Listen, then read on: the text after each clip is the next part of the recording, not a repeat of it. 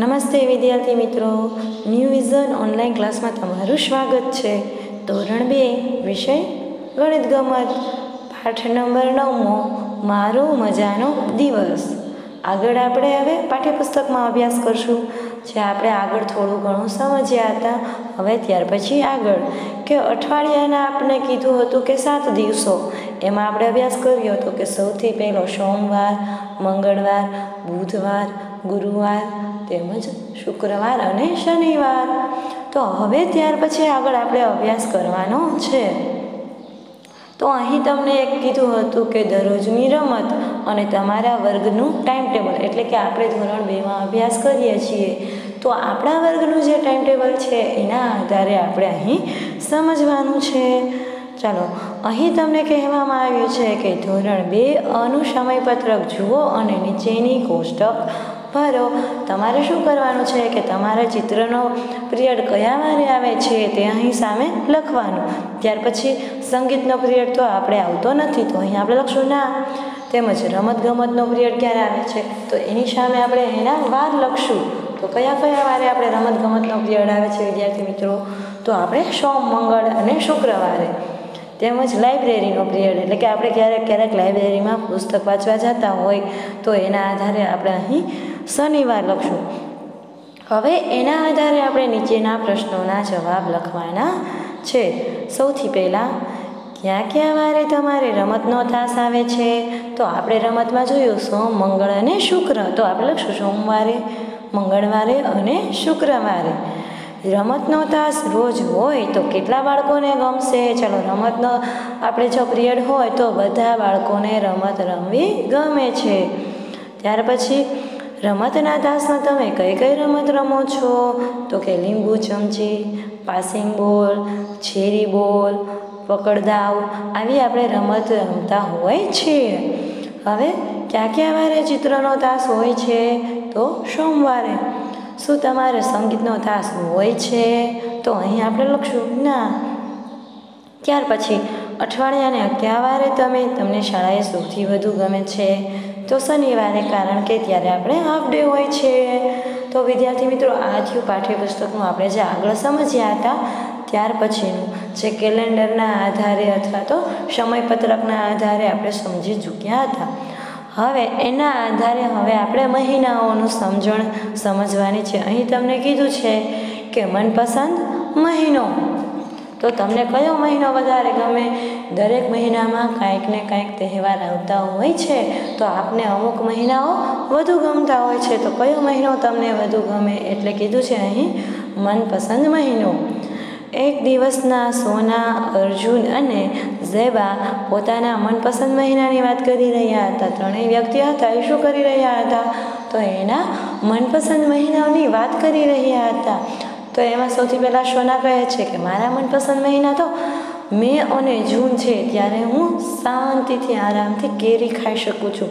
મે અને જૂન રહ્યા એ ઉનાળાના મહિના કહેવાય, અને ઉનાળાના મહિનાઓમાં આપણે કેરીઓ મળતી હોય છે, એટલે કહી શકાય મે અને જૂન મને મહિનો બહુ ગમે છે, કારણ કે ત્યારે હું કેરી ખાઈ શકું છું।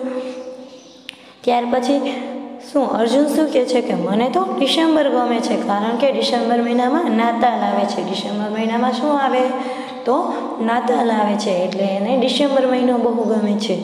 ચલો, ત્યાર પછી મને જુલાઈ અને ઓગસ્ટ ગમે છે, કારણ કે આ મહિનામાં ખૂબ જ વરસાદ આવે છે। હવે ઝેબા શું કહે છે કે મને તો જુલાઈ અને ઓગસ્ટ મહિનો બહુ ગમે છે, કારણ કે ત્યારે વરસાદ બહુ પડે છે।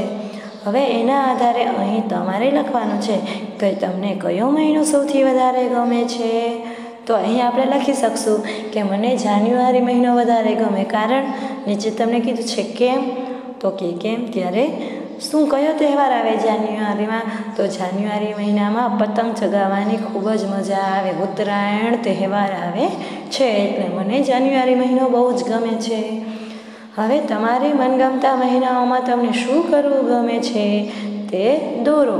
અહીં તમે લખશો જાન્યુઆરી મહિનામાં તો આપણે વિચાર્યું કે ઉત્તરાયણ આવે છે અને મને પતંગ ચગાવવી બહુ જ ગમે છે, તો હવે એના વિશે અહીં આપણે ચિત્ર દોરવાનું છે। તો અહીં આપણે દોરી શકશું। સૌ પ્રથમ તો પતંગનું ચિત્ર દોરી અને સાઈડમાં ફિરકીનું ચિત્ર દોરી શકીએ। તો આવી રીતે ઉત્તરાયણ મહિનામાં આપણે પતંગ ચગાવવી ખૂબ જ ગમતી હોય છે. તો એનું મનપસંદ ચિત્ર તમે દોરી શકો. ત્યાર પછી અહીં તમને કીધું છે કે કોષ્ટકમાં લખો મને સૌથી વધુ ગમે, એટલે કે તમને જે ફળ, શાકભાજી અને ફૂલ જે પણ વધારે ગમતું હોય તે તમારે અહીં લખવાનું છે. અને સામે તો કે એ કયા મહિનામાં જોવા મળે છે તે લખવાનું છે. સૌથી પહેલાં ફળ, તો મને કેરી ખૂબ ગમે, તે ઉનાળામાં જોવા મળે છે. અહીં પહેલાં લખશું કેરી અને તે ઉનાળામાં જોવા મળે. ત્યાર પછી શાકભાજીમાં રીંગણ અને તે શિયાળામાં જોવા મળે. ત્યાર પછી ફૂલમાં ગુલાબ, અને ગુલાબ આપણે બારેમાસ જોવા મળતું ફૂલ છે, તો અહીં આપણે લખશું બારેમાસ. હવે તમે કે તમારા મિત્રો ઉજવતા હોય તે 5 તહેવારોના નામ લખો. આ તહેવારોમાં કયા મહિનામાં આવે છે તે પણ એની સામે લખવાનું છે. તમારા મિત્ર સાથે અમુક તહેવારો તમે ઉજવતા હોય છે, જેમ કે જન્માષ્ટમી, હોળી, દિવાળી. આ સિવાય તમને જે અન્ય યાદ આવે તો તમે લખી શકો, જેમ કે નાતાલ છે. તો એ કયા મહિનામાં આવે છે તે પણ તમારે સામે લખવાનું છે.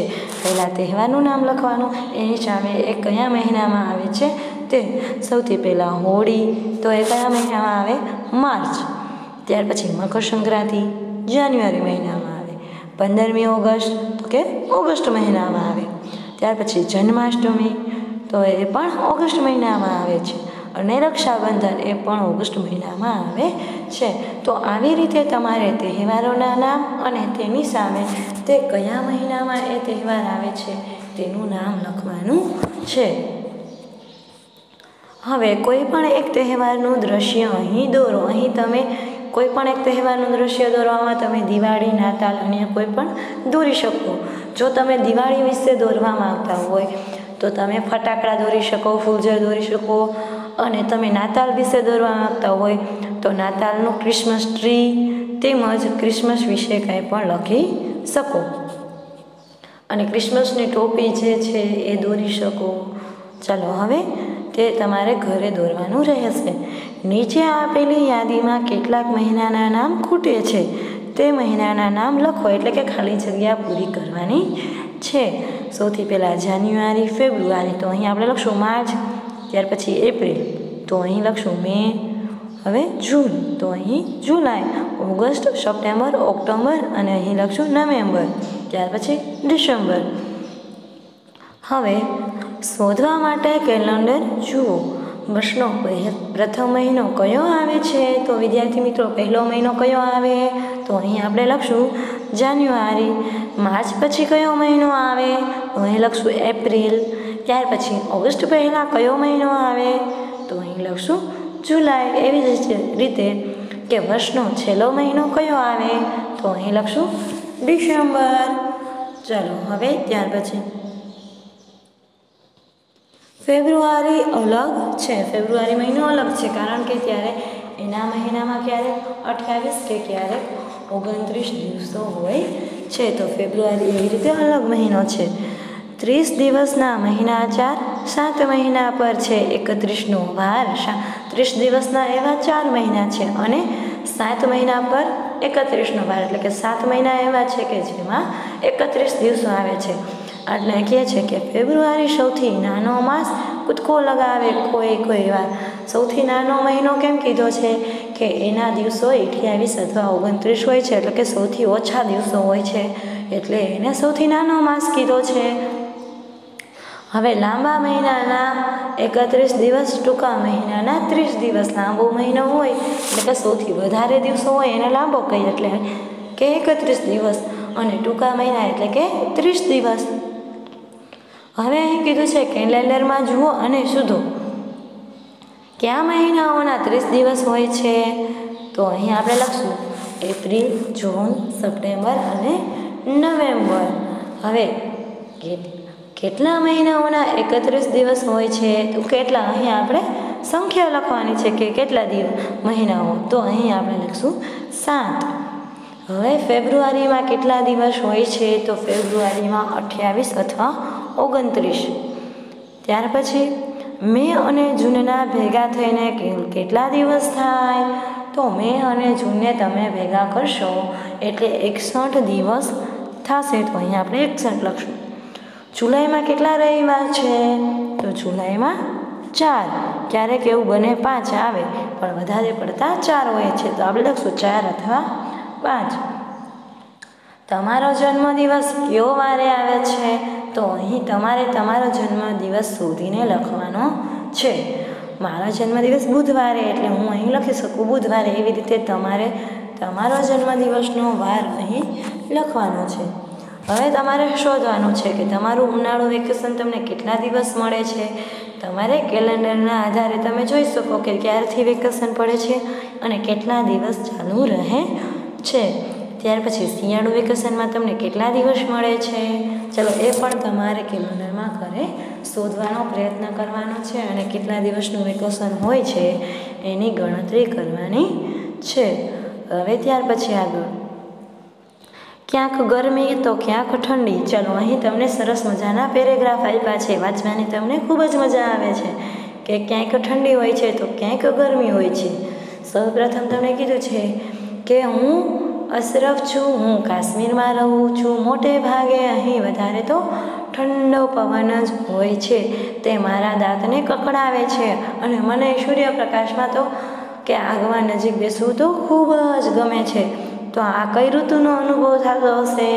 તો અહીં આપણે જોઈએ છીએ કે અહીંયા દાંત કડકડે છે અને ઠંડો પવન ખૂબ જ વાય છે, તેમજ સૂર્યપ્રકાશ અને તાપણા નજીક બેસવું ખૂબ જ ગમે છે. તો આ શિયાળો ઋતુ છે. ત્યાર પછી હું લક્ષ્મી છું, હું ચેન્નઈમાં રહું છું. આ દિવસોમાં અહીં ખૂબ જ ગરમી પડે છે. જો હું ખુલ્લા પગે ચાલું તો પગ દાઝે છે અને મને તળાવ કિનારે બેસવું ખૂબ જ ગમે છે. ચલો અહીં ખૂબ જ ગરમી પડતી હોય, ખુલ્લા પગે ચાલવું ન ગમતું હોય, તેમજ તળાવ નજીક બેસવું ગમતું હોય, તો આ કઈ ઋતુ હોય? તો અહીં ઉનાળો છે. એટલે કે ચેન્નઈમાં ઉનાળાનો અનુભવ થાય છે અને કાશ્મીરમાં શિયાળાનો અનુભવ થાય છે. હું રૂબૈયા છું, હું મેઘાલયમાં રહું છું. અહીં વરસાદ બંધ જ થતો નથી. સૂર્ય કાળા વાદળાની પાછળ સંતાઈ જાય છે. ચલો તો અહીં કયો વાર હશે? તો અહીં ચોમાસું, એટલે કે ચોમાસું ઋતુ ચાલુ હશે. ચલો હવે ત્યાર પછી તમે ક્યારે અનુભવ્યો છે કે તમારા દાંત ઠંડીમાં કેમ કડકડે છે? ચલો હવે આપણા દાંત ઠંડીમાં કડકડતા હોય તો કેમ કડકડતા હોય? તો કે અતિ ઠંડી હોય એટલે દાંત કડકડતા હોય છે. તો અહીં આપણે હા ઉપર રાઈટ કરશું. હવે ખુલ્લા પગે ચાલતા તમારા પગ ક્યારેય દાઝે છે? તો હા, આપણે ખુલ્લા પગે ઉનાળામાં ચાલીએ ત્યારે આપણા પગ દાઝતા હોય છે. ત્યાર પછી એક મહિનાનું નામ લખો જેમાં તમે ખુલ્લા પગે સરળતાથી ચાલી શકો. તો અત્યારે વિચારો શિયાળો છે તો અત્યારે તમે ખુલ્લા પગે સરળતાથી ચાલી શકો. તો અહીં આપણે લખી શકીએ કે જાન્યુઆરી. ત્યાર પછી બીજું, ઘણા દિવસ સુધી વરસાદ પડતો તમે ક્યારેય જોયો છે? ઘણા દિવસ સુધી વરસાદ પડતો તમે ક્યારે જોયો હોય? તો અહીં આપણે ચોમાસામાં જોયો હોય. તો હા કરશું. તમારા વિસ્તારમાં સૌથી વધુ વરસાદ કયા મહિનાઓમાં પડે છે? તો જુલાઈ અને ઓગસ્ટ, એમાં આપણે વધારે વરસાદ પડતો હોય છે. ત્યાર પછી ત્રીજું, તમારા વિસ્તારમાં સૌથી ગરમ મહિના કયા કયા છે? એટલે ગરમ મહિના એટલે કે ગરમીમાં ઉનાળો જે હોય એને મહિના આપણે ગરમ, અતિ ગરમ ગરમી પડતી હોય છે. તો એમાં આપણે લખશું મે અને જૂન. ત્યાર પછી તમારા વિસ્તારમાં સૌથી ઠંડા મહિના કયા છે? તો કે ઠંડા મહિના માટે કયા આવશે? તો કે ફેબ્રુઆરી. એ સિવાય તમે જાન્યુઆરી પણ લખી શકો. જાન્યુઆરીમાં પણ ઠંડી પડતી હોય છે. આ મહિનાઓમાં બજારમાં કયા કયા ફળો અને શાકભાજી જથ્થાબંધ જોવા મળે છે તે લખો અથવા દોરો. ચાલો અહીં તમારે દોરવા માટે તમે આઈડલ બુક અથવા તો તમારી પાસે જે બુક છે એમાં તમે દોરી શકો કયા કયા ફળો અને શાકભાજીઓ મળતા હોય. જેમ કે આપણે જોતા હોય કે શાકભાજીમાં રીંગણ છે તે શિયાળામાં મળતું હોય, તેમજ દૂધી છે તે ઉનાળામાં મળતું હોય છે. તો એવી રીતે તમે એની સામે એના મહિના લખી તમારે હોમવર્કમાં લખવાનું રહેશે. ચલો અહીં સુધીનું આપણે જે અભ્યાસ કર્યો તે તમે પાઠ્યપુસ્તકમાં પૂરી અને શાંતિથી હોમવર્ક કરશો સારા અક્ષરે નિરાતે. થેન્ક યુ વિદ્યાર્થી મિત્રો.